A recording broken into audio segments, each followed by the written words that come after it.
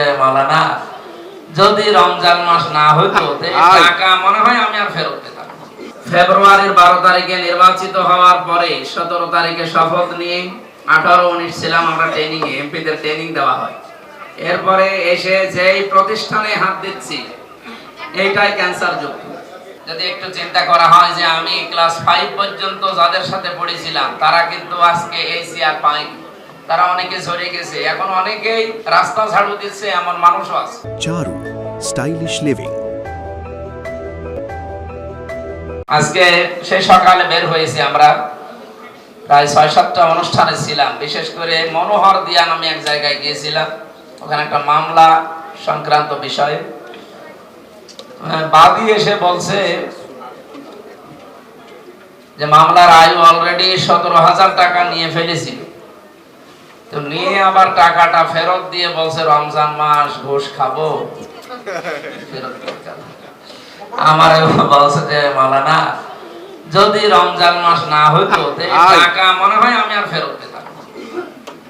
রমজান এসে অন্তত তার ভেতরে যেই প্রতিক্রিয়াটা তৈরি করেছে এটা বাকি 11 মাস থাকার দরকার আছে না? এটা যদি বাকি 11 মাস তৈরি হয়, কিয়ামতের দিন উনি যখন দাঁড়াবে ওনার পক্ষে মুহাম্মদুর রাসূলুল্লাহ সাল্লাল্লাহু আলাইহি সাল্লাম সাক্ষী দেবে।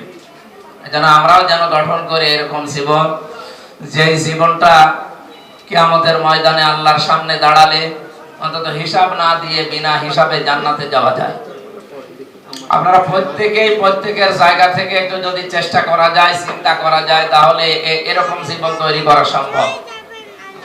আমাকে আল্লাহ যে জায়গায় বসিয়েছেন, এখানে যে সমস্ত মানুষগুলো বসে আছে যে যার চেয়ারে, বলেন তো এই জায়গাতে আসার আগে যদি একটু চিন্তা করা হয় যে আমি ক্লাস 5 পর্যন্ত যাদের সাথে পড়েছিলাম তারা কিন্তু আজকে এই চেয়ার পায়নি, তারা অনেকে ঝরে গেছে, এখন অনেকেই রাস্তা ঝাড়ু দিচ্ছে, এমন মানুষও আছে না?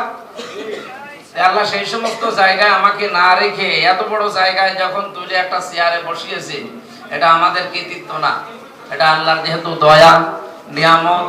এই নিয়ামতের শুকরিয়া আদায় হবে তখন যখন এই চেয়ারে বসে দুর্নীতি হবে না। এটা আমরা বাস্তবে লক্ষ্য করছি। আমি কুষ্টিয়াতে ফেব্রুয়ারির 12 তারিখে নির্বাচিত হওয়ার পরে 17 তারিখে শপথ নিয়ে 18-19 ছিলাম আমরা ট্রেনিং এ, এমপিদের ট্রেনিং দেওয়া হয়। এরপরে এসে যেই প্রতিষ্ঠানে হাত দিচ্ছি এইটাই ক্যান্সার যুক্ত, যেখানে হাত দিয়েছি। আজকে একটা জিনিস দেখলাম, একটা অভিযানে গিয়েছিলাম, 480 টাকা দিয়ে কেনা, এটা 2350 টাকায় বিক্রি হচ্ছে। এটা তো জায়েজ আছে। একটা জিনিস সরকারি রেট অনুযায়ী সর্বোচ্চ আপনি যা কিনবেন সেখান থেকে 18 থেকে 20 টাকার বেশি লাভ করতে পারবেন না, এটা সরকারের নিয়ম। ইসলামেরও এরকমই নিয়ম। একটা জিনিস আপনি 570 টাকা দিয়ে কিনেছেন, খুব বেশি হলো 20 টাকা লাভ করলে 590 টাকা হয়। তো লোকটা যদি 650 টাকা বিক্রি করে, লাভ হচ্ছে তার 80-90 টাকা। বলেন এই যে আকাশ ছোঁয়া লাভ করছে, আর এটা রমজান আসলে মানুষ আরো বাড়িয়ে দেয়। আশা করছি আগামীতে আমরা যে সমস্ত জায়গায় হাত দিতে আসি আপনাদের সাহায্য এবং সহযোগিতা চাই, বিশেষ করে কুষ্টিয়ার সদরে আমরা কোনো জায়গায় এই ক্যান্সার থাকতে দেব না ইনশাআল্লাহ। রমজান এসে যদি এইটাও আমাদের মাধ্যমে পরিবর্তন করার সুযোগ না পায়, রমজান আসবে চলে যাবে, আমাদের কোনো লাভ হবে না। আর কিয়ামতের দিন আপনি আল্লাহর সামনে রাসূলুল্লাহ সাক্ষী দেওয়ার জন্য আসবে, দাঁড়াতেও পারবেন, তখন আফসোস হবে। ওই সময় যেন আফসোস আমাদের জীবনে না আসে। যে জায়গায় আছি, যে চেয়ার পেয়েছি, এখান থেকে সঠিকটা দেওয়ার চেষ্টা চালাবো। আল্লাহ আমাদের তৌফিক দিন, আমিন।